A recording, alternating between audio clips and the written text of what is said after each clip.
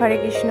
রাধে রাধে বন্ধুরা, শুভ সকাল। আপনারা সবাই কেমন আছেন? আশা করছি সবাই ভালো আছেন, আর আমিও ভালো আছি। আমার মঙ্গল আরতি হয়ে গেছে, আর আমি খুব সকাল সকাল একটু ভাত করে নিচ্ছি আতপ চালের, যেহেতু আতপ চালটা তাড়াতাড়ি হয় আর টেস্টও হয় খেতে। তো কাঁচা লঙ্কা আলু দিয়ে আর কাঁচা লঙ্কা দিয়ে ভাতটা করে নিচ্ছি, আতপ চালের ফেনা ভাত। তারপরে ঘি দিয়ে এটা ভগবানকে নিবেদন করে মেয়েকে প্রসাদ দেব, ও পেয়ে তারপরে পড়তে চলে যাবে।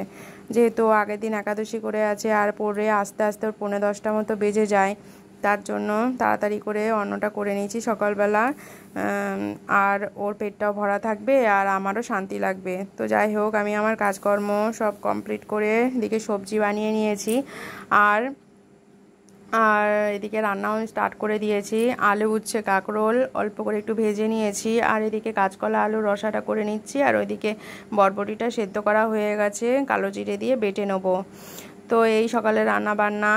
আর একাদশী থেকে একাদশী পর্যন্ত শাক বর্জন ছিল, এই দ্বাদশী থেকে শাক খাওয়া স্টার্ট করা যাবে। আর দইটাকে বর্জন করতে হবে 1 মাস।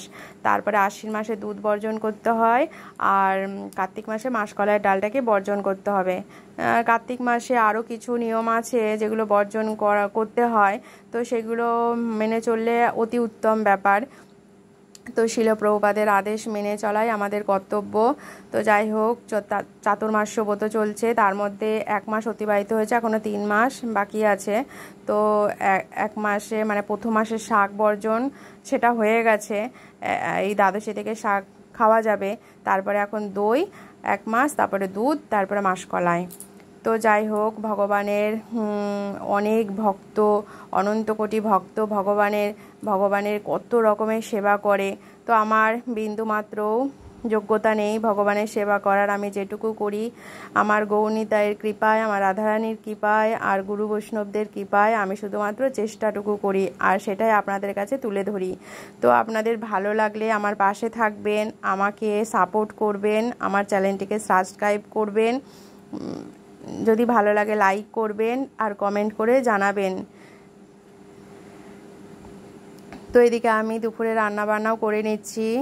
দুপুরে বেশি কিছু রান্না করিনি, সকালের প্রসাদ আছে। এখানে একটুখানি জিরে, আদা, কাঁচা লঙ্কা শিলপাটায় বেটে নিয়ে একটু তেল পটল মতো করছি।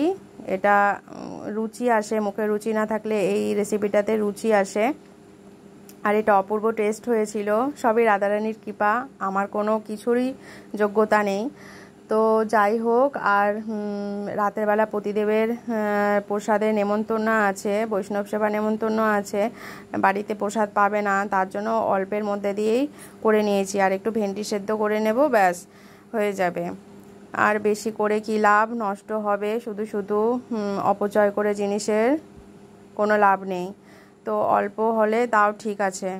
তো যাই হোক, আজকের মতো এখানে ভিডিওটা এন্ড করব। তো আপনারা সবাই সুস্থ থাকবেন, ভালো থাকবেন, আর ভগবানকে ভক্তি করবেন, যদি না পারেন চেষ্টা করবেন অন্তত পক্ষে। তো এদিকে আমি ভগবানকে ভোগ লাগিয়েছি, আর দুমালা জপ করে নিচ্ছি, যেহেতু আমার হাতে সময় আছে। সময় থাকলে 1 মালা 2 মালা জপ করে নিতে হয় ভগবানকে ভোগ লাগিয়ে।